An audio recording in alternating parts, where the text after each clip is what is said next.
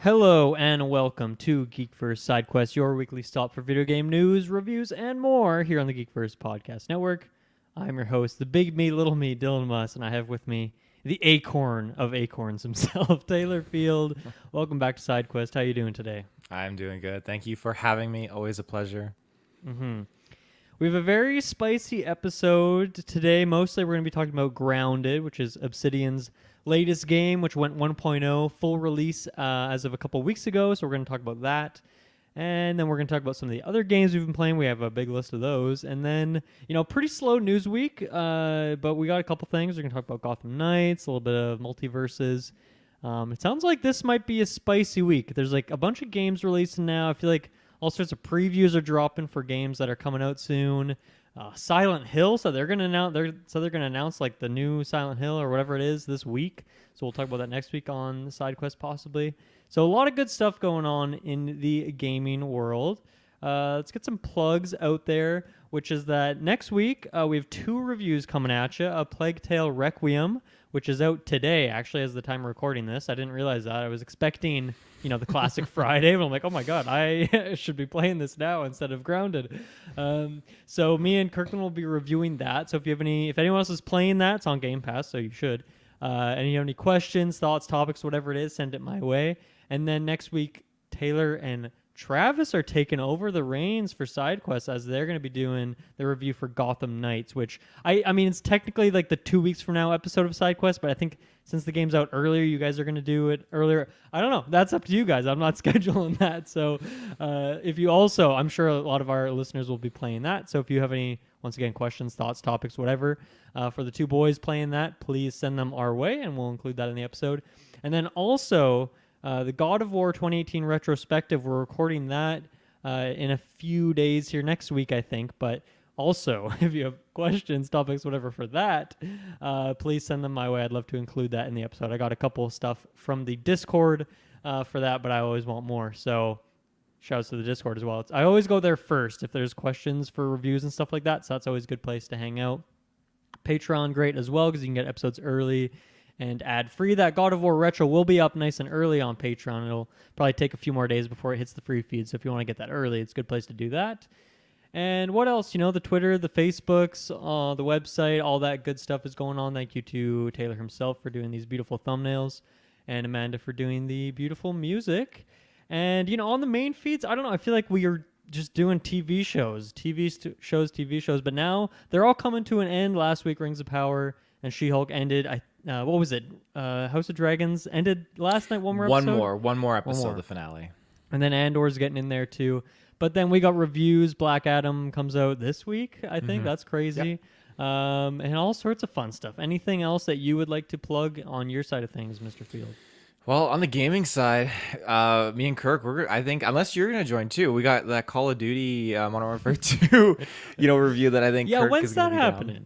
That's next week that it drops. There you go, another one. Because the campaign actually drops early this week, and then the full game releases next week, and then Warzone is November 15th. As someone who's not playing that, it's very confusing to me. Like, things, when they're releasing, it seems like things are releasing at different times, and then like PlayStation is getting stuff early or like had stuff early. There's always betas and alphas and all that shit. So yeah. I do not know, but thank you for reminding me on that.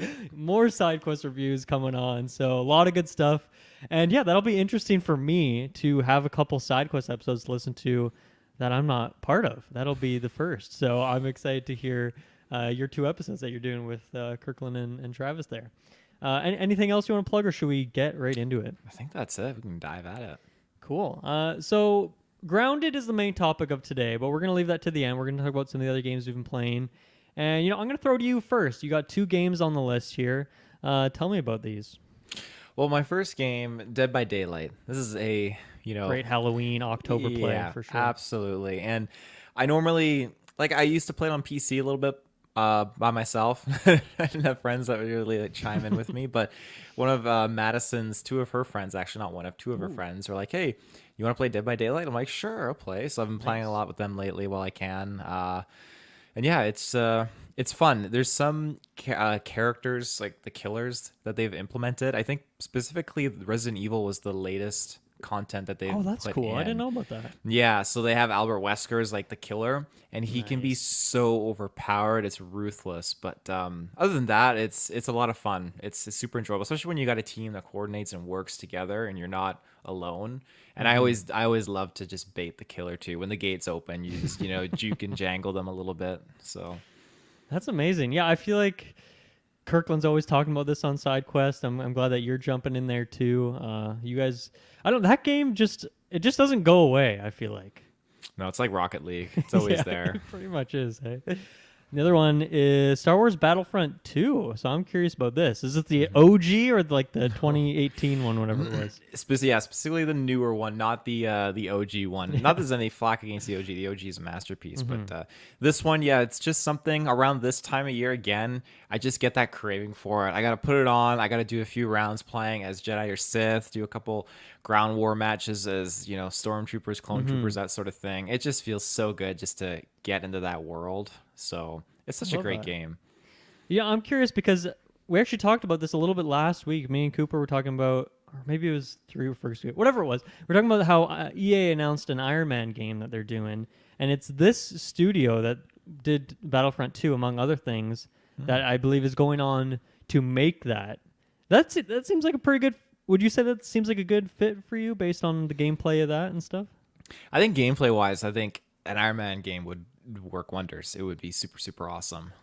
But 'Cause I'm sure that game's like got a lot of movement, all sorts of different guns and lasers and all that stuff. That it seems like a good really fit. does. And as far as I'm concerned, the characters like the Jedi, the Sith, and playing someone like Boba Fett, characters with jetpacks, I can very much feel like refining that movement a little bit more could definitely be implemented really well into an Iron Man game.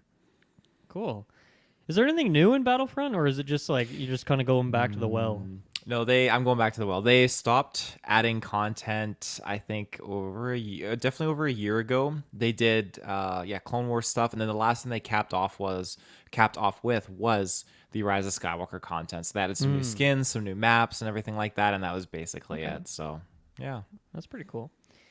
Nice. As for myself, just a couple things. It's just been a lot of grounded for me the last few days, but I mentioned this on Rings of Power, I think, that I got a new TV. And so I was like, okay, now that I have a new TV, I feel like I can actually stretch this Xbox Series X to its limits, because I was always stuck on 1080p, 60 FPS and all that stuff. So I downloaded a couple things that from Game Pass that are 120 FPS and 4K and all that good stuff. So I downloaded Gears 5 and Doom Eternal just to jump in and check them out.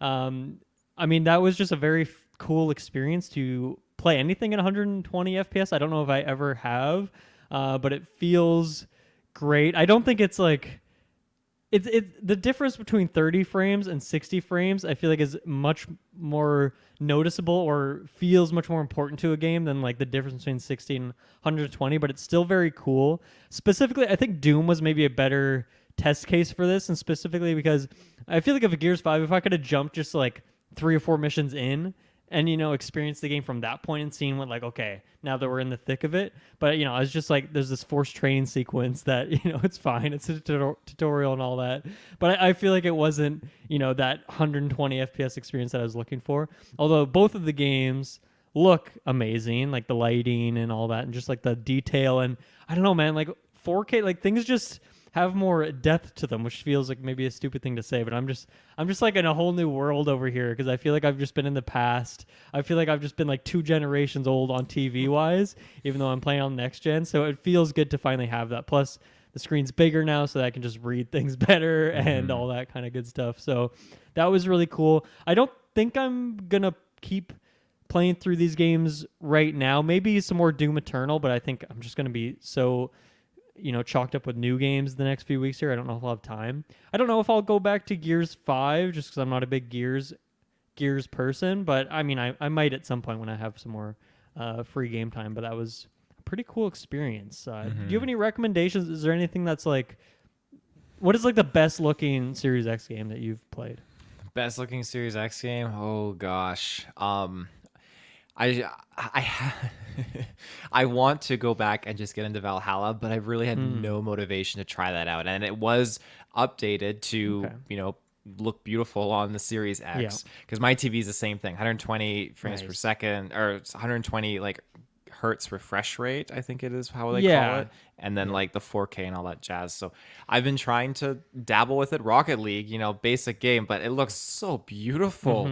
Oh, it's so colorful. And again, Call of I should Duty. download that. Yeah. Oh my god, you can see like amazing detail in Call of Duty. I'm So. actually very excited for if this Xbox Activision deal goes through, which there's been some hiccups actually, so it's not 100% at this point if it is going to go through. But I am very excited for that because Call of Duty is, you can say whatever you want about it, but it is just like probably the best looking game in terms of fidelity every single year. Just the animation quality, all that kind of good stuff, because they just have massive budgets and massive teams to make this stuff, obviously.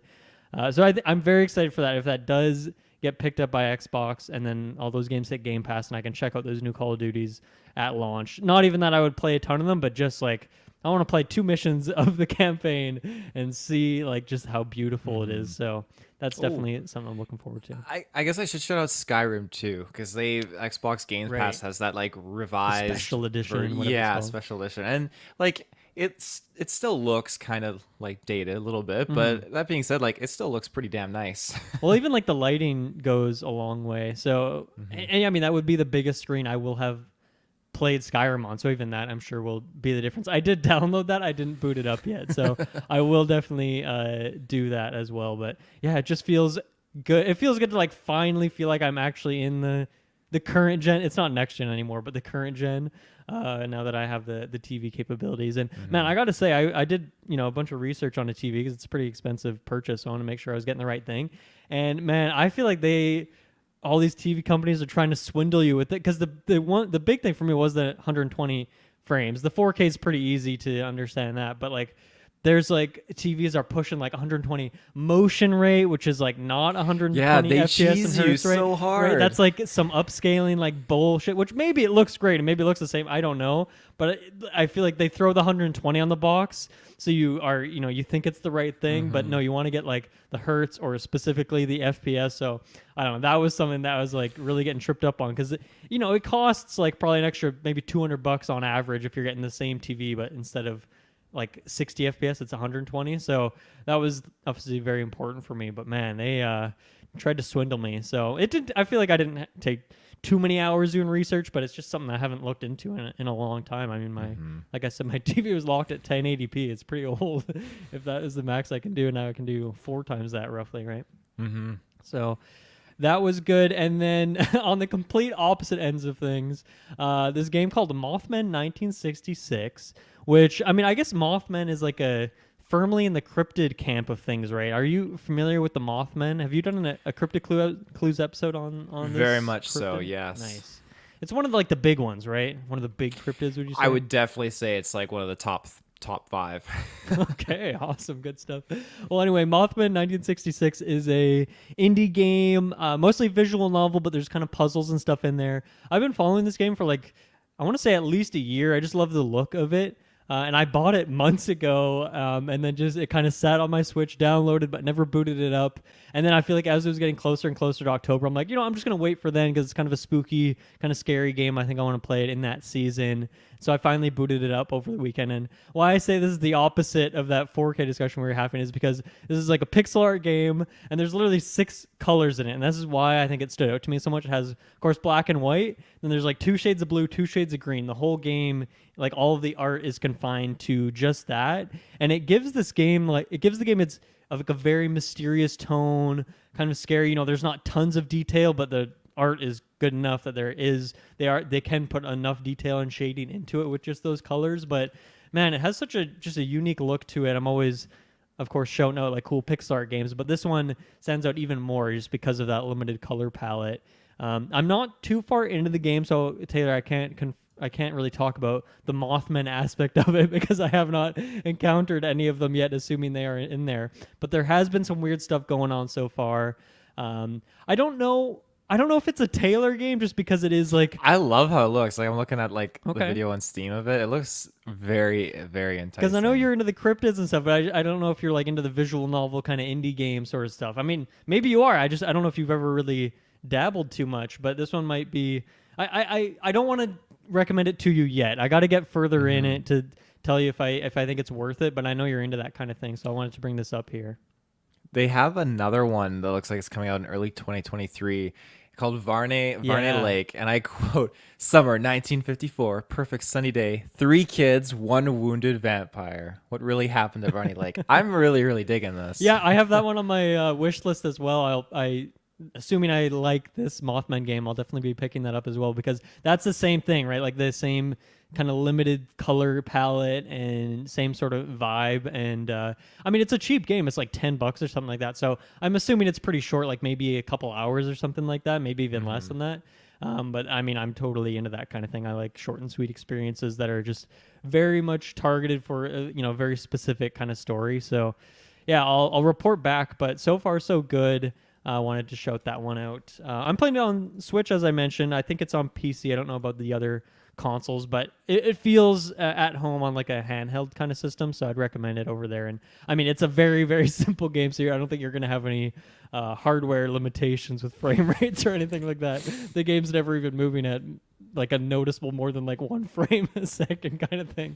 It's a very, very simple sort of game. So wanted to shout that one out as well. And I think that's pretty much it. I've been playing a lot of Melee, but nothing I really need to report on that. But yeah, it's just been a lot of Grounded, so we'll get into Grounded in the main topic there. But with that, maybe we'll take our first ad break, and then we can talk about a couple news topics. There's really not much today, so I think it really will just be the Grounded episode, but let's take our first break. Okay, we are back. Taylor, first up, Gotham Knights. So this game is just out around the corner. What was it, the 21st, right? So I guess it's coming out this week.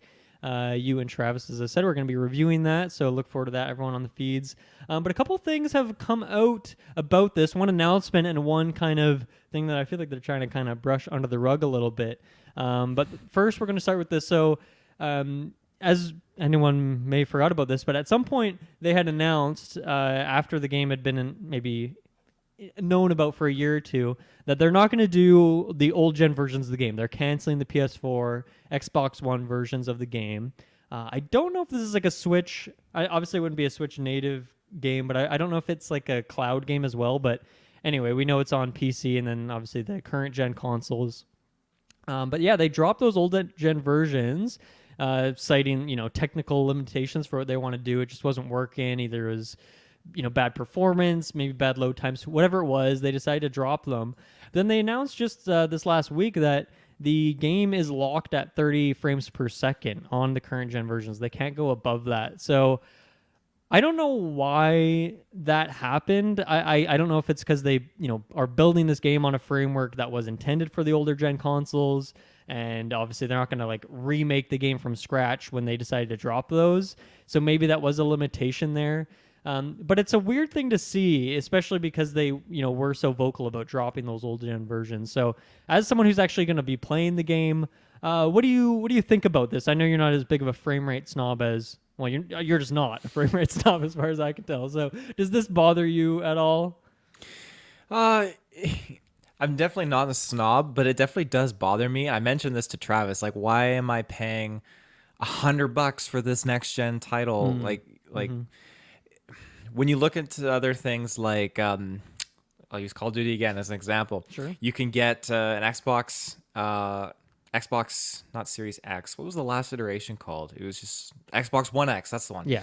So Xbox One X edition would be like $79, and you could get the upscaled Xbox Series X edition for $89. There is that difference there in taxes, whatever. But I just think that it's just kind of shafting the community a little bit to downgrade the quality to that. Like, you're forcing their hand. Like, I don't know. It seems so weird to kind of take it a step down. So I'm not a snob about it, but I am pretty peeved. Like, it shouldn't be $100 for this title. I mean, yeah, hopefully at the cost of that, the game looks great, which I mean has been a thing. Like, even on PS5, I think it was for Ratchet and Clank, where you could choose the 30 frames per second mode with amazing graphics, ray tracing, 4K, all that stuff, or you could play the 60 frames per second version that had, I think, ray tracing removed, downscaled graphics. So, and that's been a pretty common thing. Even now that I have the capabilities of some of these higher frame rates and 4Ks and stuff, a lot of games have that option. Essentially, do you want to play in performance mode or graphics mode? So it's too bad that this game seems to be kind of locked to just that one mode where you're going to get the game as good as it can possibly look, but you're going to be capped out at 30 frames per second. I do feel like my reaction in our Discord was dropping the Kevin McAllister wolf gif, because I think that just sucks that they, once again, dropped those old versions and weren't able to get 60. That seems like a bare minimum. I think, though, I feel like the internet went a bit haywire in this and was like, oh, canceling pre-order, this game sucks, whatever. Like, I think that's a bit overblown. I don't know. There definitely is your frame rate snobs out there. I think I've become, less critical of that kind of thing in recent times. I can enjoy games at 30 frames per second. I mean, I'm a Switch gamer, so of course I have to kind of get used to that kind of thing. But it definitely sucks, and I wonder if that's something they could patch in and fix later on, but I feel like probably not. That just seems like kind of a miss at that point. So I don't know. It's hard to tell how good the game looks. I'm curious what you and Travis have to report back on that once you've played the game. Because if it looks just stellar, ray tracing's in there, those reflections look good, all that, it looks clean, then that's great. But at the very least, I'd say you can probably expect that this game will not drop below 30. If you're having frame rate issues and performance issues with that, then I think that would be a major thing for people to be getting mad about. But if it's just locked at 30, but the game plays consistently well and the combat works well at that frame rate, then hopefully people can still enjoy their time with it. Moving on to that, though, the thing that they announced is that there's a 4-player mode coming. This is going to be a free update to the game coming November 29th. So I guess just over a month after the game's release, which I think is a good timing in terms of, okay, the game's been out for a bit. Maybe people have put the game down, aren't playing anymore, but here's another reason to bring you back in. But yeah, I mean, maybe this is news to people that the game is a 2-player co-op maximum, even though it is a 4-player team sort of setup. That's kind of maybe a confusing thing. But what does this do for you? Does this get you excited, Taylor? It does, because, again, 4-player is something I wanted for a while, but the one con that I have is that it's not in the main game. I wanted to experience the open world, the campaign kind of storyline with a full crew of people, and I'll settle for what are the limitations of the 4-player mode? Is it just like a set quests as far as you know? I took it as, if you remember in the other Arkham titles where you would do, it might be a little bit more built up than this, but you have like an area, an objective, you got to take out the goons, get to the objective, kind of a thing. So much more like contained scenarios, objective-based scenarios is what I think I read. So right, okay. Yeah. Almost like little like challenge mode kind of things, or wave-based modes, and like just smaller confined areas. That makes sense. Yeah. Yeah, I think for me, like this is not like selling the game to me by any means, but I think if this game did have a 4-player mode at launch, and there was cross-play, which maybe there is, I actually have no idea, and Kirkland was in there too, and it's like, okay, I got to get in there and play with you guys. I think that would have been a lot of fun. So that would have been cool, and I think a month after release isn't bad, but it would have been nice if they had made this part of the full game, because you're right, it is kind of just a little, a little addition, kind of feels stitched on there rather than part of the complete game. So, yeah, I wonder what's going on behind the scenes. I'd be curious to hear a year or two from now when we get, maybe some dev interviews, maybe someone's left the company and can share some more, nitty gritty details. But it seems like these seem like some strange technical limitations that they're having with this game, considering they're working with pretty strong hardware. We've seen many, many games do things way bolder than what this game is doing with this tech and 2 years into this console generation. So I'd be curious to see about that. But would you have other expectations or hopes for other post-release content? And if so, do you think any of that would be free like this mode, or would they look to do maybe like more story mode stuff? And maybe they've announced some of this, but I don't think I've seen any of that. I could see some like an upscaling bit of like content come down the road. I mean, kind of in comparison to like Assassin's Creed Valhalla, what they got, or maybe it was Origins that got that. Either way, one of them got an upscaling to just kind of like look a little bit better on next gen consoles. So maybe something like that down the road. But Free DLC kind of seems to be the way that we're going moving forward for a lot of games. I feel like it's DLC packs is a thing of the past, and you're really getting, you can buy like certain themed content packs, and Mm-hmm. then the other thing is like a season's pass, and they just keep it reoccurring and going and going. So it'll be interesting to see how they, or what they do for DLC moving forward for this being a story driven game. Like, Mm-hmm. what's the replayability going to be like? Uh, how many times am I gonna want to go back into this world, especially if DLC is it just skins? Like, what's the pull? I imagine it'll be similar to past Arkham games, where it's like, I think Arkham City had that Harley Quinn spin-off DLC Mm-hmm. content, Okay. something like that. So it'll be interesting to see how they pursue it. Yeah. I think I would expect maybe some free updates for a few months of just like here's some new things you can do in the 4 player mode, essentially like some new areas, or maybe they get it working so you can do the open world with 4 people. But I guess I wouldn't expect there to be like a new character drop or like huge new campaigns or even new areas in any way. Maybe Hmm. like new enemy, new boss or something like that. But I guess I have kind of lower expectations. But who knows if the game blows up and does super well. And I think it's releasing at a pretty good time, I would say. I feel like I could see there being more of a push behind it, but I don't know. There's already like kind of some iffy things coming out before the game, so I'm not sure how well it's gonna do, but Hmm. we'll keep an eye on that. And yeah, I'm very excited to listen to your guys' review. I feel like the previews I've heard, listened to, have been mixed but positive, mixed but more on the positive side. I don't think anyone's like, oh my god, game of the year, I'm loving this.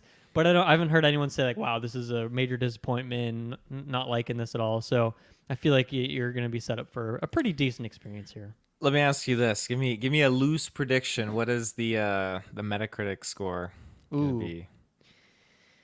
I'm going to say high 70s, like 78, 79. That's where I would go. That's fair. I was thinking it'd be like an 80, but I think your pick is safer, being not breaking the 80 mark.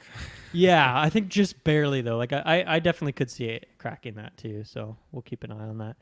And then last bit of news here. This is kind of a small little hit as well, but MultiVersus had an update just last week, I believe, where they added some new Halloween content. They added Stripe from Gremlins, who is kind of the bigger, more dinosaur-looking lizard dude from the Gremlins instead of the cute character of Gizmo that they added a few weeks ago. And then some Halloween skins. They have a Frankenstein Iron Giant, which looks really cool.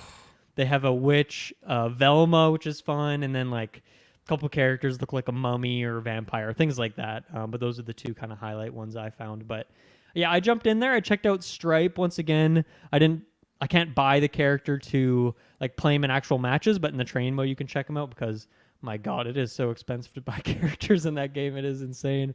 But he is really cool. I really like his moveset. If the coins were easier to get handle on, I would definitely pick him up and check him out. And then all the costumes are like $20 essentially, so I'm not gonna be jumping on any of them, but a lot of them were pretty cool. They added like almost these like zombie versions of Wonder Woman and Superman, and it's kind of like a Hmm. combo. Like they're kind of a black and white, and they kind of have like ghoulish skin. And I feel like that'd be fun to play that as a team. Those two costumes, and I think you get bonus like coins or whatever it is if you play as Halloween content or a Stripe in the next couple weeks. So that's cool. So I'll probably jump in and play a couple more times in through this event, I suppose. So some cool stuff in there, but just kind of quite expensive content, which it's a free to play game. So I guess I don't have much leg to stand on in this one. But have you played Multiverses at all? I don't know if I've talked to you about this, and do you intend to? Because I think we were all kind of hyped or interested in it when we've got announcements or trailers and stuff like that. Yeah, I definitely, I do intend to play it, and I know I will definitely play it because it's gonna make its way into a 24-hour charity stream at some Oh, point. okay, right. Yeah. But yeah, like I didn't realize that it was free. Like aside from the characters and like updates you guys talk about in the Discord, I really don't know a lot about the game because I haven't been following it Hmm. quite well. Like just looking at it on Xbox. So there for sure is a free version because I see there's like It's free. Yeah. I see there's three different like other paid versions, but I imagine that's just like It's all extra. like battle passes. Okay, Yeah. gotcha. Jeepers, yeah, they get So the game expensive. itself is free, and you're limited. They have like a character rotation. So there's like 4 to 5 characters that are free. I don't know if they change it every week. Might be 2 weeks. Might be a month. Maybe 2 weeks. I want to say. So I don't know I can't remember who's available right now. But I think you get coins pretty quick at the start, like that you can get a couple characters without having to spend too much time. But after that, I feel like for me, it's taking a very long time. Even if you're winning games and stuff like that, you just do not get many coins. So yeah, I don't know. It's maybe for you, it'd be one of those things where you just download it and then check the rotation, see if there's any characters you want to check out. You can at least sample all of them in the lab before you buy them, which is nice. But yeah, I think you should check it out, and it's a fun co-op game. So if you want to play, let me know. Because I am enjoying the game, but I think I'm going in so infrequently at this point that when I do go in, some people are just super cracked at the game. They're so good. Like I was playing against someone playing the Tasmanian Devil the other day, and it's like I had never seen that character before, and he was just in a tornado the whole time, and it was very unclear what was a hitbox, when I could hit him. It was super janky. So I don't know. It is a very fast-paced and somewhat of a janky game, but it is a lot of fun, and the character roster is great, and they've already had 4 or 5 characters since July. Black Adam's going to get in there pretty soon here, so they're adding stuff super regularly. So it's definitely a fun one, worth having it on your console, ready to just jump in and play a game here too when you're feeling up for it. Absolutely. So the characters alternate, and then if you buy the character, you get to keep that character all the time. Even if you're free. So I have not put any money in the game, and I have a couple characters unlocked that no matter what the rotation is, I can play them at any time. Okay, gotcha. Yeah. There you go. That's pretty much it for the news. Not a whole lot this week. So let's just jump right into talking about Grounded. So as I mentioned at the top, Obsidian's latest game here. This has kind of been an early access or demo stage, whatever you want to call it, for the last, I want to say 3 years, because I think, Taylor, I think me and you played it we were talking about this when we were playing that today, but this might have been 3 years ago that we jumped in and checked it out, which was you had a half an hour, you were doing the first couple quests and things like that. So we got a sampler, and then you've played kind of intermittently over the last couple of years as your cousin's super into it. How much have you played of the game, hour count wise, roughly, do you think?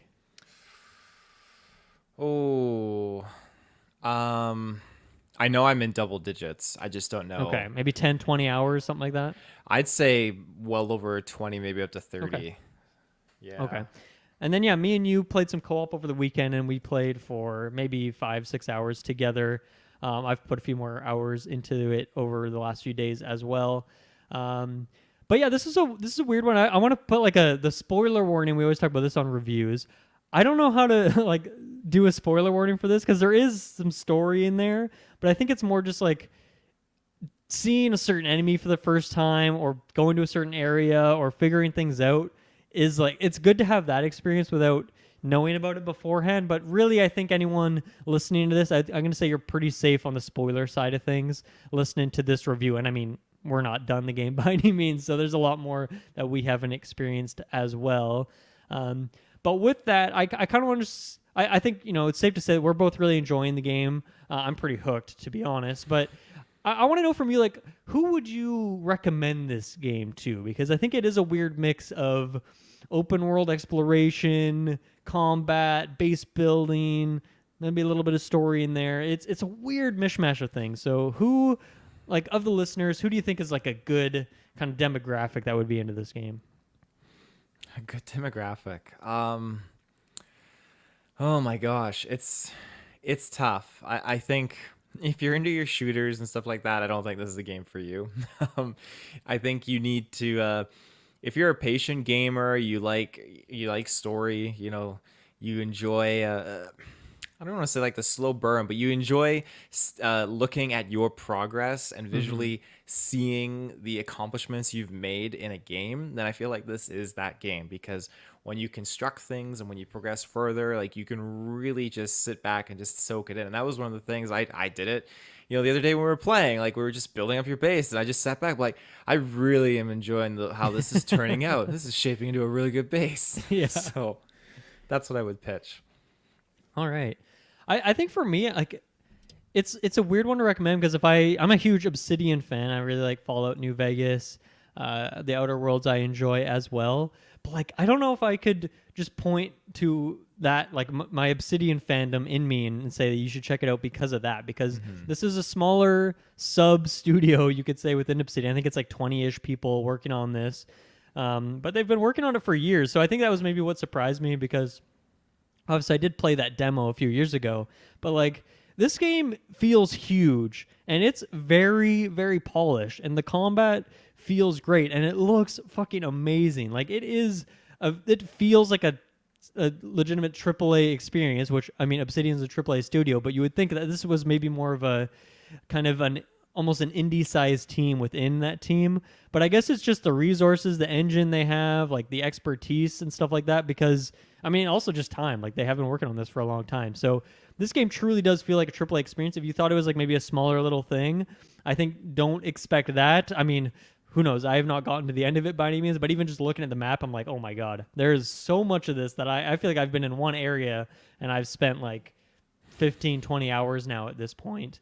I think I want to ask you this. How about the co-op side of things? Because this is up to 4-player co-op, but you could also play the whole thing single player.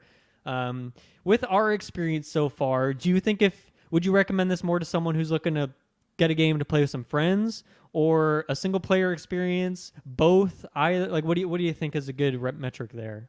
I would definitely suggest this to the co-op experience, the people out there that want to play with their friends, everything like that. Because while I've played it only a very minute amount of times by myself, I can honestly say, having played it heavily with other people, for me personally, the experience of enjoying it with co-op is so much more better. That's just where I stand, though. Like, I'm definitely a sucker for playing games online with other people, and getting to experience this with other people, up to 4 people. It's so much more my kind of jam. And of course, this is Xbox Studio, so it's on Game Pass, so it's easy to get a crew together. I'm inclined to agree. I have played a lot. Like, I've played more single player than multiplayer at this point, and I'm still very much enjoying that. That is still a great experience. But I think, I mean, one, the difficulty is a thing. There are some issues with co-op. We'll talk about that a little bit later on. But I think, like, I would definitely recommend this as co-op. And I've only played with you, so I've never played even a 4-player or 3-player lobby.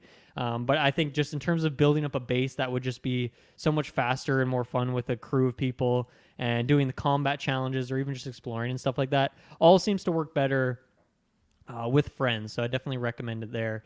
But I gotta say, I feel like if you are a fan of Elder Scrolls or Fallout, or like the Bethesda era Fallout, in terms of that open world exploration, first person kind of game, I feel like this is hitting that same feel for me, in terms of being in this open world where you're very much free to go wherever you want. There is some story stuff you can do and quests you can try and chase down. But even with some, like, I've done a couple of them. The one I have now, I have no idea what I'm supposed to do for it. But, like, it does not matter at all, because I'm just kind of left to free roam wherever I want. Ooh, I want to go over to the koi pond. That looks like fun. I'm just going to go do that. Or this place looks mysterious. I want to walk over there. Or even just getting set up in your home base, like in the basic grass, like, field area, whatever it is. Like, all of that element of exploration and something being new and exciting, and also something scary around every corner, is, like, totally working. And I think that's why I'm loving the game so much, is because it's playing on those Elder Scrolls Fallout vibes for me, not necessarily the Obsidian vibes, not necessarily, like, I like the co-op, but it's not because of that. It's just because, man, I did not expect to have just this huge open world full of wonder to explore here. I expected some of that, but it's blowing my mind how far past my expectations it's going on that sort of thing. I also love the little character in, I guess not a big world, but little character in a regular sized world sort of setting, the Honey I Shrunk the Kids kind of vibe. The Tinykin is another game I talked about on the podcast a few weeks ago that came out in August, which does the same sort of thing, though you're inside a house instead of in the backyard. But I love that setting too. So it's like, oh, this game is prime. Like, to have every strand of grass be like 20 times your height is, that part of it is very, very satisfying. And then, I got to say, like, as I feel like there's 1,000 crafting base building games in the world right now. And a lot of them kind of just pass me by because there's so many of them that's like, okay, which one do I want to play and invest in? And I didn't even go into this game. I knew that was an element of the game, but I thought it'd be more in it for the exploration. But man, I love building bases. I love hunting down the ingredients I need to make this. Like, I've been trying to build a bomb for hours, and I'm like, hey, where could I find this ingredient? And thinking about logically, ooh, where would I find this thing is like such an exciting thing for me. And now I finally found some, like, oh, sweet, that's where it is. I know this other part is like an ant egg, so I got to find like the right anthill to go find it. Like, that part of it is super fun for me. So in terms of that crafting base building element, it's fantastic. So I really feel like I want to recommend this to a lot of people because I think it is a pretty well-rounded game, and you can get out of the game what you want to put into it, and you're like, it has a lot of like subgenres within it. So that was a kind of a long-winded way to say that, you know, a lot of people, if you're on Game Pass, please check this out. If you have a decent PC or you're on your Xbox, or because I guess this probably is this got to be on Xbox One as well, right? Yeah, definitely. So you can check it out on there as well. And yeah, please do. And yeah, I think you would get a lot out of it just going in with little expectations. So maybe go play it, come back to this review, or if you've played it and you want to hear our thoughts, then, you know, keep listening, all that good stuff. But Taylor, I want to start by talking about kind of our experience when we first booted it up together. So obviously we played years ago, but now when we played it up this weekend, I had, you know, played for a couple hours on my own. I was learning some stuff, redoing a couple of those early quests, and then me and you were doing some co-op together, so we partied up. And I was like, okay, I did all that, you know, that start of the game, new save stuff. I want to go, like, I'm jumping into your world now. So let's just, like, screw off from this main quest stuff. Let's go off, go somewhere dangerous and fun and wild. And I don't want to say we had a bad experience, but we were getting fucking wrecked. It was awful. What was that like for you? Because I just felt like we were just getting destroyed, dying left, right, and center. Yeah, it was disheartening, and it was again, booting it up. I often was thinking in retrospect now, like, was it just a lack of proper introduction and kind of like send off, like little pinpoints, like, hey, like notes, even like, hey, maybe you should try building some walls, or just keep on like, if there was anything, it was extremely subtle, like the notifications as to what I should be doing, because it wasn't until much later when it clicked, like, oh my god, I'm supposed to get the grass plank, or what was it, the grass plank? Yeah, grass plank, and scan it, and then now I can use it as a resource to build, because I was looking, I couldn't even find anything on Google properly. And it was just getting kind of aggravating, because at some point after we just kept getting bopped, it came to this point where, okay, we need to start getting some walls up. We need to have a safe space. Yeah, and like we were setting our base, like our respawn point, in like a dangerous area, where there was this fucking bombardier beetle just pelting us with bombs whenever we respawn. And you know, honestly, it was like getting late at night, and I was like, man, I was almost going to say, I think I'm just going to go to bed. Like, I'm kind of done with this for now. But then, you know, we played for another 10, 15 minutes. We discovered how to build a base. We started building our base. And then, like, the game just started flowing, man. And we were just, like, stuck in it in this kind of flow state of, like, okay, go get some resources, build up the base. Ooh, what can we build now? Discover a new thing in the research lab, unlock some new recipes, and start building up. Let's go do some combat now, all that kind of thing. And that was just like, man, I am totally into this now, and I really want to explore this. And then I went back in my own save, and then you joined my game at some point too, and then we just like had that. We played a much longer session, maybe not much longer, but we played a nice session where we actually knew what we were doing, and we were planning attacks and all this fun stuff. And like, man, I just got totally hooked into it, and I'm like addicted to the game now. There's so much I want to do, and it's just so satisfying. So yeah, I mean, I guess like.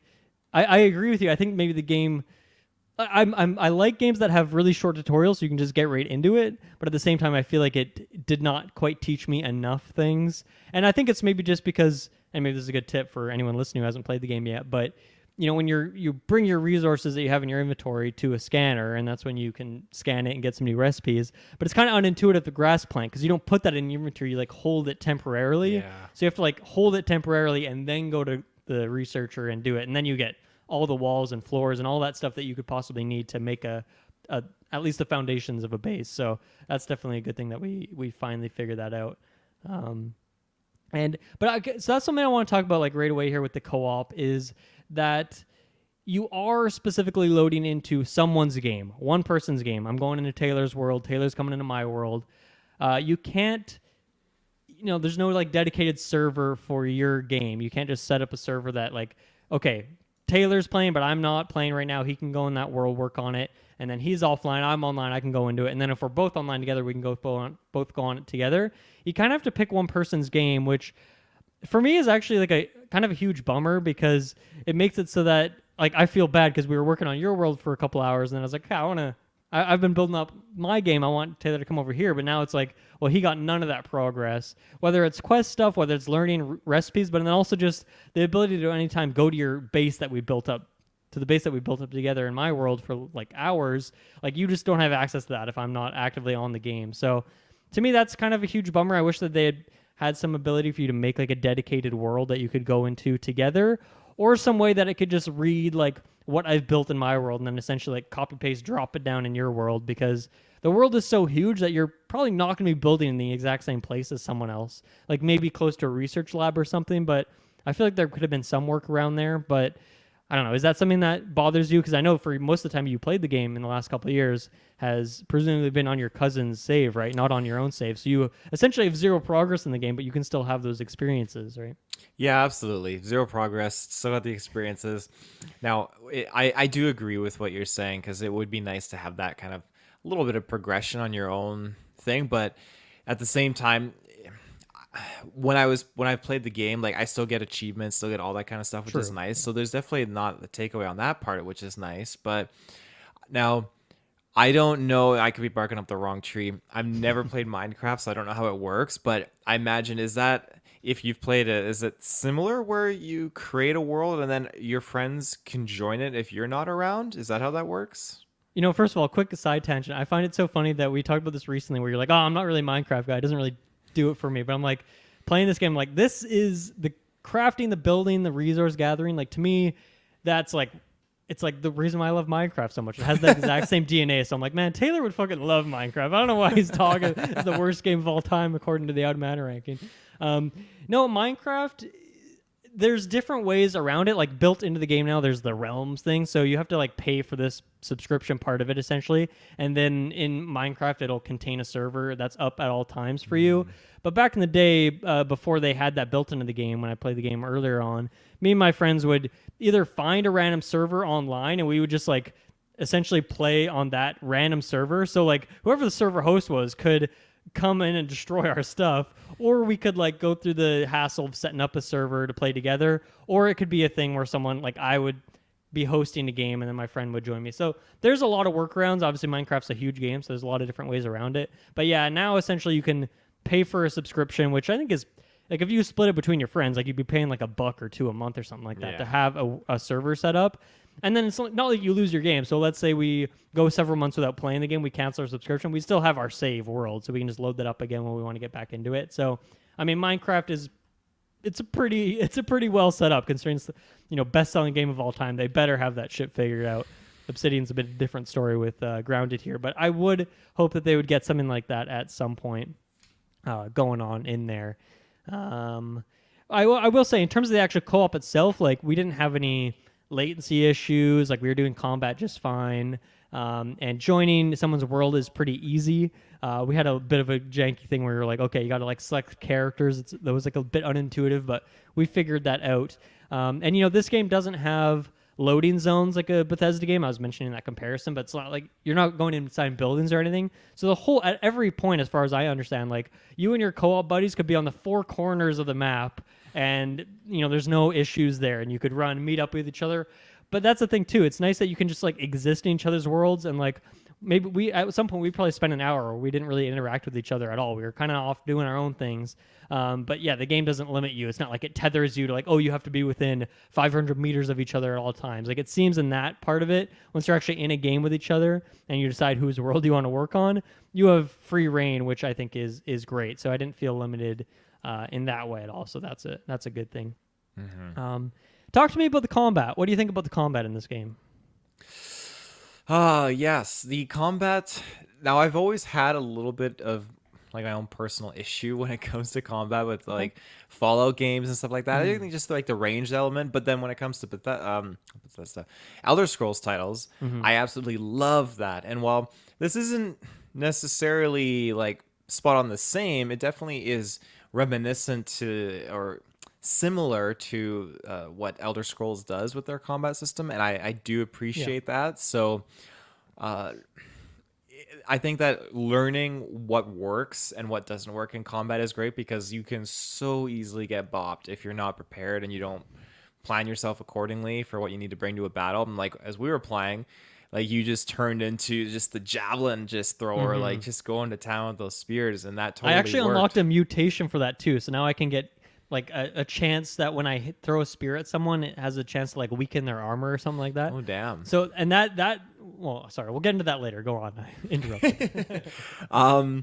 But yeah, it's just overall, I'm really happy with the content. It feels smooth. It feels very it's not anything that's difficult to get a grasp on. You can get a weapon. You can just go out there and just fight. You got to keep in tune with your stamina. Make sure you're not tiring yourself out. You can keep on fighting. But I love how it's very flexible.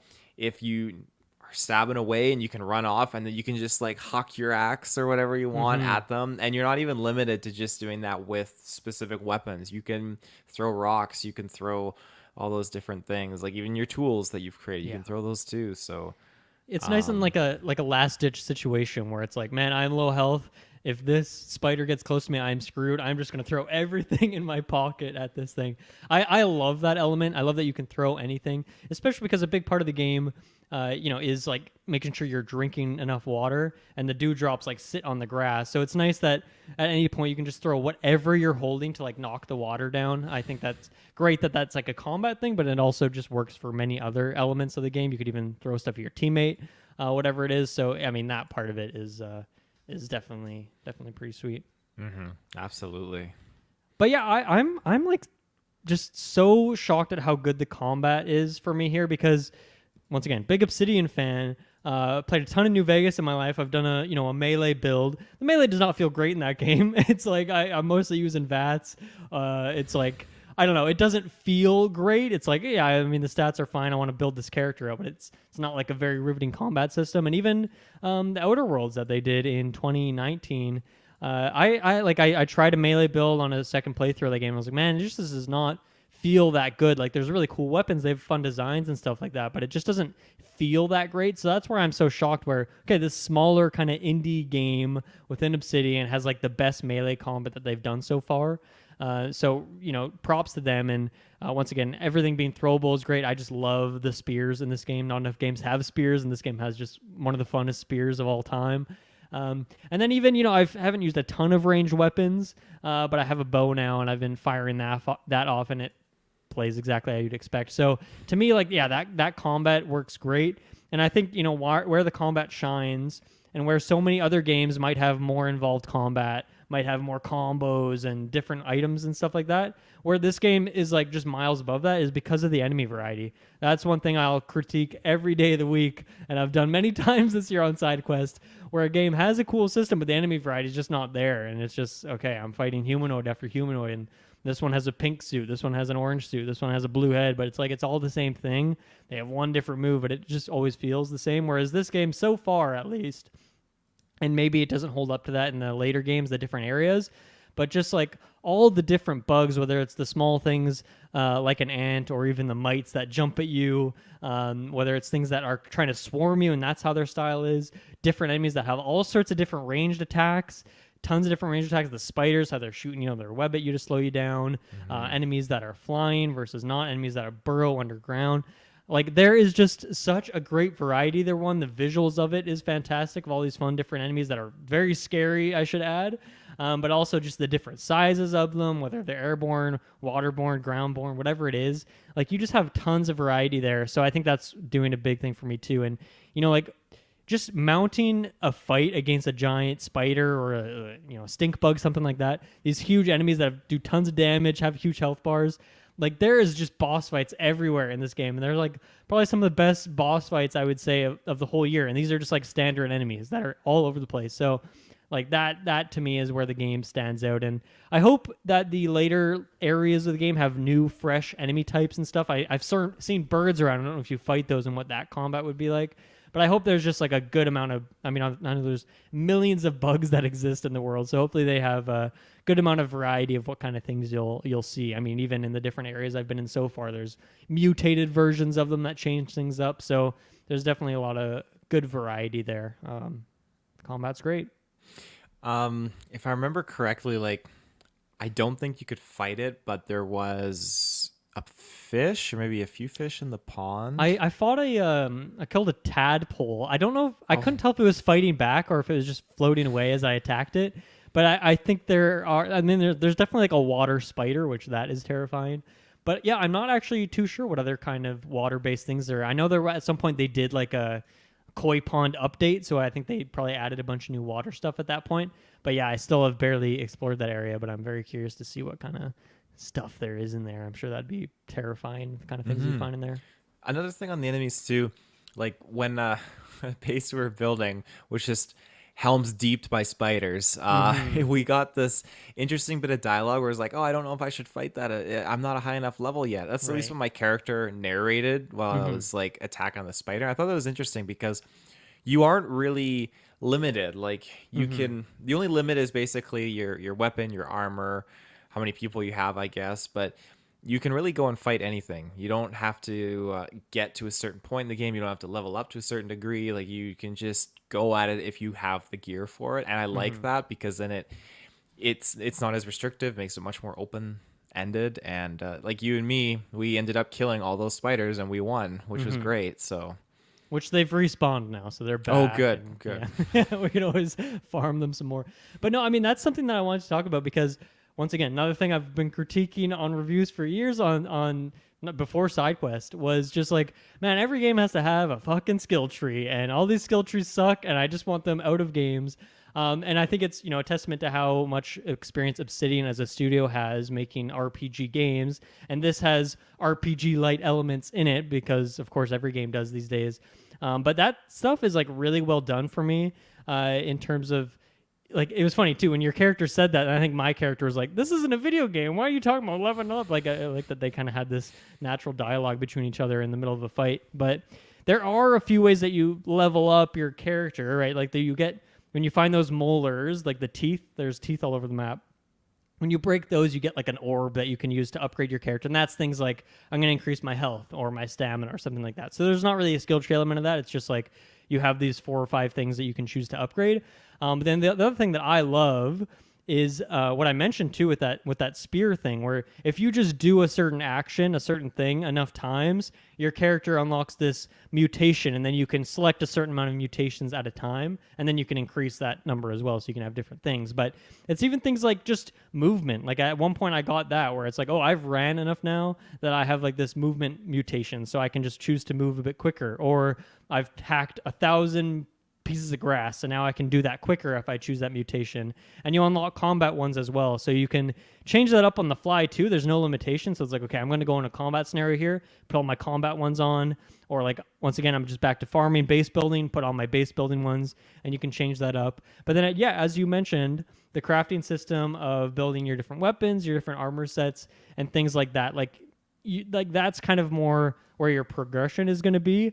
And that stuff is very much based off of like, yeah, there is really no time limit on when you're able to do this stuff. It usually is kind of a going up the staircase sort of system where, okay, I killed this one enemy to get his equipment that makes me make a stronger weapon. So now I can fight this stronger enemy who has a stronger piece of a material that I can use to get a stronger piece of armor. And it kind of goes like that, right? That's kind of how the difficulties ratcheted up. But yeah, you could be level 1, quote unquote level 1, have absolutely nothing to your name. And if you just made a bow and a shit ton of arrows, you could fight. I killed a wolf spider. I camped him out. He was kind of glitched in a corner. I don't care. I got that win. I'll take that win. But I love that there is really no limitation. It's just like, how much do you want to plan for the fight? And certain fights you really do have to plan for. We went into a base of larvae at some point, and we just got our ass handed to us. We ran out, and we're like, okay, let's make a plan of attack. Let's get our torches.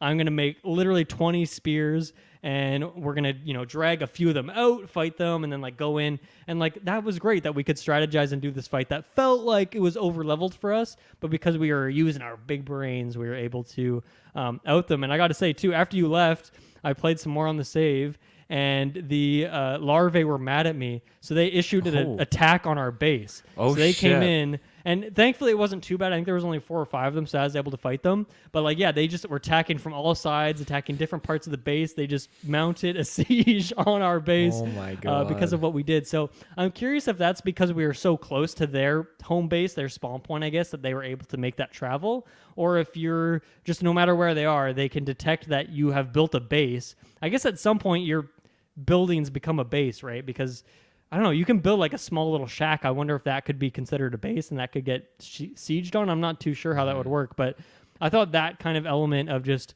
random combat seemed really cool too. And I've even got a couple notifications because I had a quest to go hunt red ant, worker red ants, I guess. And I've killed enough of them now that it was like the red ants are annoyed with you. So I'm like, oh God, at some point they're going to mount a siege on my base here. So I got to get ready. So that's great. But you can repair your base. There's a repair tool. You can just rebuild it. So all that stuff is great. There's like everything that could go wrong. They thought of like multiple solutions of how you could go on to fix those. So I think you've played a fair few crafting games in your life. How do you think the crafting system works for you? Is it pretty solid in this? Better or worse than what you've played before? What do you think? I think it's when I say basic, there's nothing negative about me using that term. I think it's super, super nice and basic, and that's good because when previous crafting games I've played, it can get so overwhelming so fast, and it can really just like set you back like, oh my God, like what am I doing? So like even Assassin's Creed has introduced crafting. You have crafting in State of Decay. You have all these different types of titles that have introduced it. So it's nice because Grounded feels very much separate and its own thing, and it's very refreshing how streamlined it is too, to just do what you want to do. Like to build a base, it's not overcomplicated or anything like that. It's very simple, and you can place the blueprint down of where you want stuff. And it's like when I joined your game, I could see you already have blueprints for some foundations, everything like that. I'm like, okay, so I know I can go up to it. I can see what resources have already been installed into this wall, for example, or a candle lantern thing. I can go off. I can get the other ones that have yet to be installed in there, come back, finish the build, and then there it is. You're good to go. So I think crafting wise, that's fantastic for bases and even the items too. It's very, very nice because I needed armor when I joined in. So found the supplies and was able to just knock the armor out of the park right away and then put it on. So they made it very convenient, very, very easy for someone to just join in who doesn't have anything to get what they need based on what is already lying about.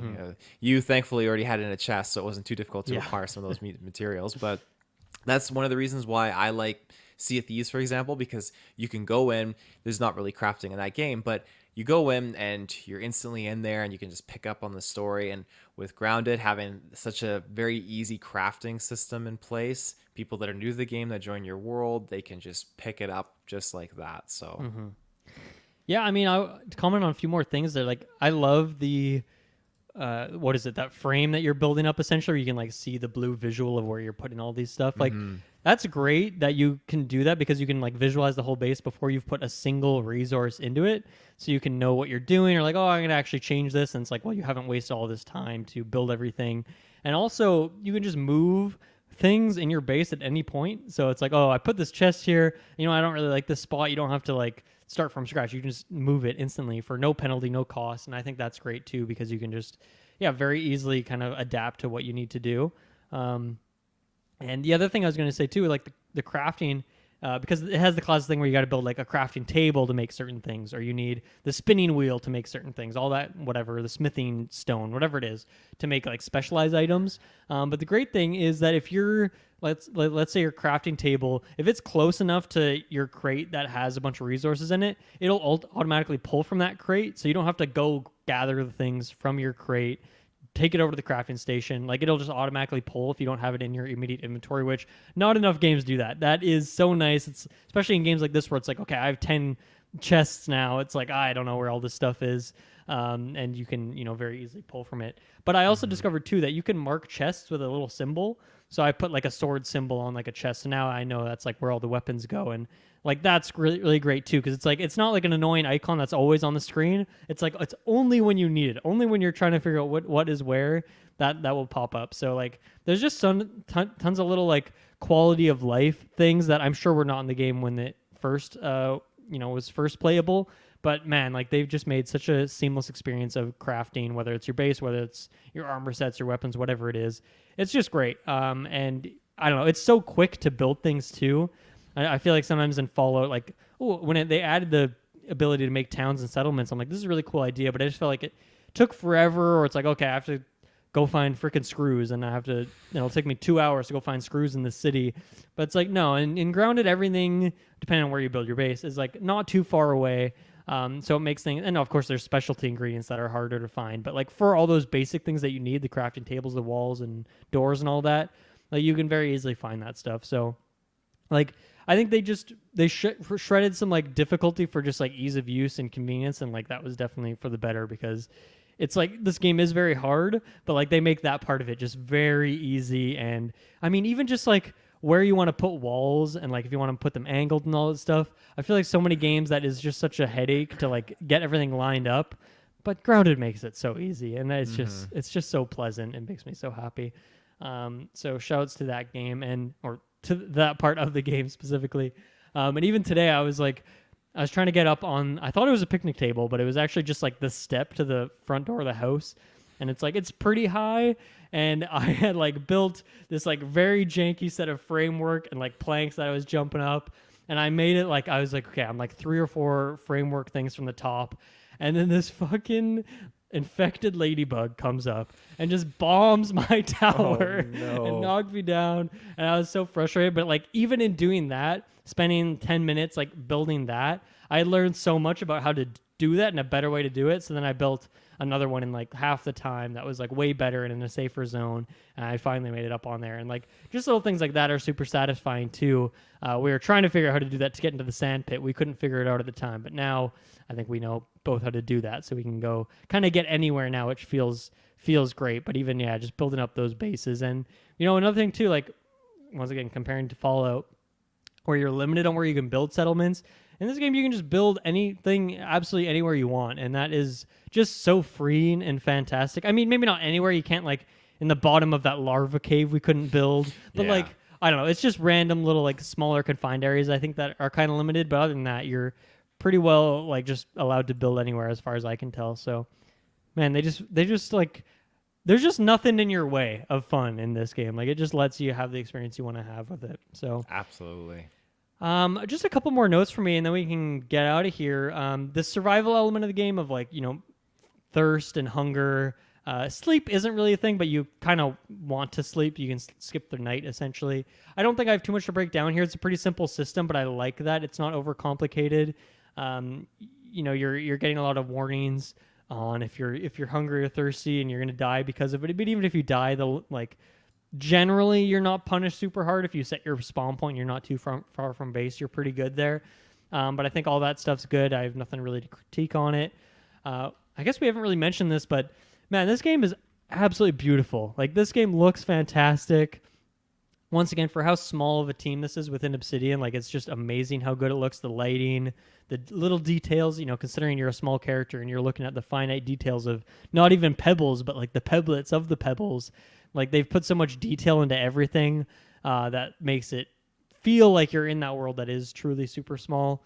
And then the music as well. It's used very sparingly. Often the game is quite silent and just lets you exist in the world. But then you get these moments of music coming through, and I don't have the composer's name on hand, but he had some amazing music in The Outer Worlds, and he's also working on this. And it's very similar. A lot of it has the same sort of vibes, but he is so good at setting the atmosphere. I'm going to pull up his name while you're talking, but man, he is just such a great composer. So any comments from you on the visuals or music?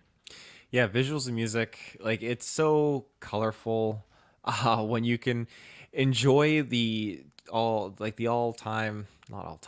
constantly changing, what am I trying to say?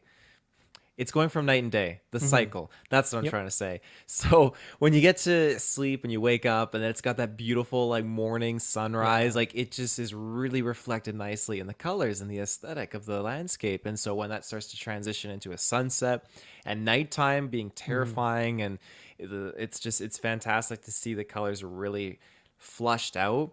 And that being said, like it's by no means is it a simple graphical game. It's very, very um I don't even know what you would kind of call that kind of style, because it's Yeah. not really like cartoony, but it has a very polished smoothness to it, and Mm-hmm. it makes it shine a little bit more when you have a game like this. And so I think that's when you touched upon when we were talking about games earlier. You mentioned something about lighting, and so lighting is definitely key in this because Mm-hmm. it can make such a crazy difference, and it shows. So I'm super super into how it visually looks. It's super super pleasing, and again how the insects look and just the Yeah. environments where you find that big soda can or you find that Mm-hmm. uh, like a toy on the ground or whatnot. There's just so many different things you can see, and it's so attentive, and I like that. Mm-hmm. The score, yeah, very much just super in the background, and it feels like it's when there's enemies nearby, it's not that Skyrim music kicking in like, oh, the Mm-hmm. battle's been engaged, but it's very much it lets you kind of dwell on your thoughts and just let you be in your literal world as you're building and you're kind of cruising and exploring with those moments where things do, you know, sound wise just pop up, but it's super super enjoyable. I like the more lack of just constant sound and music and Mm-hmm. just be those subtle little audible cues that happen in the background. So I like that a lot. Yeah. Justin E. Bell is the name of the composer on that game. So shouts to him. Yeah, I mean, I want to comment on what you mentioned there too. Is like the times of day, the evening and the morning feel very different, which is great because I feel like a lot of games have like it's day or it's night, and those feel like two times. Whereas this game truly has like all those in betweens, which I think add a lot to it. Because yeah, there's a lot of different things going on at the different times of day, whether it's certain creatures sleeping or in the morning, all the dewdrops on the grass and things like that. Also like the bugs, how they push the grass around as they're moving, so you know when either like a big spider, something scary is moving around, or it might just be a ladybug that's knocking trees over. But I think that part of it is very satisfying as well. And yeah, like the animation quality, man, of just like the bugs. Like obviously, a lot of these things have several legs, and like, man, the spiders are truly terrifying in this, and like all the bugs just look so good.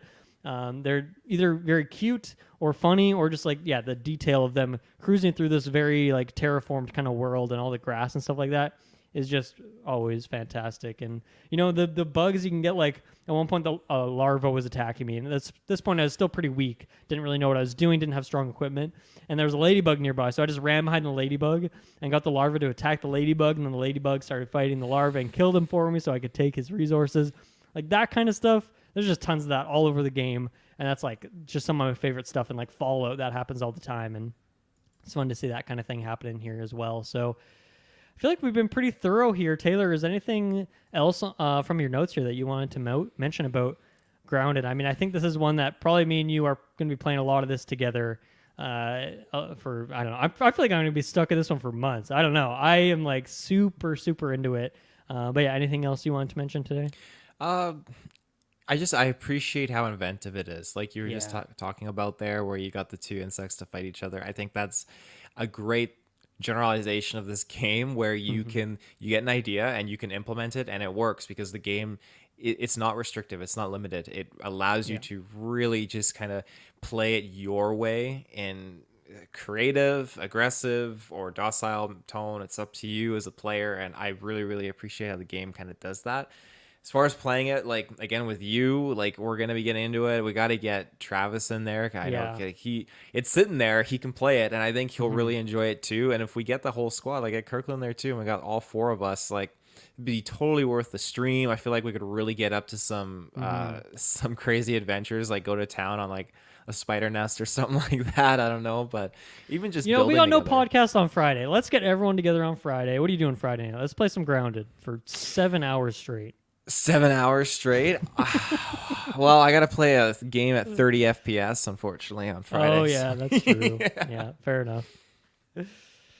Cool. I that was all my notes as well. Taylor, thank you so much for joining me. I think our just excitement, our enthusiasm for this game is I'm sure is shining through in our discussions of it. But I will definitely report back on this because I will be playing this for I feel like tens of hours. I don't know. I feel like this could honestly end up just somehow being my most played game this year. I don't know. I don't want to speak too soon, but I'm just getting that vibe, man. I'm just getting that inkling in my bones here. And the crazy thing is, Obsidian has another new game coming out next month. This studio is insane. It's like Xbox's greatest output right now is this freaking amazing studio. And I love that all the games of theirs that I love are just very, very different in style, but they still have something about them, some of that DNA deep down, that microscopic level, something similar. So yeah, thank you for joining me. Once again, next week, we got Gotham Knights. We got Plague Tale Requiem. We've got Call of Duty. All sorts of reviews. So make sure to tune into those feeds. Subscribe to the Sidequest feed specifically to see all that good stuff. And yeah, thank you everyone for listening. And we will see you again next time. Bye-bye. Bye-bye.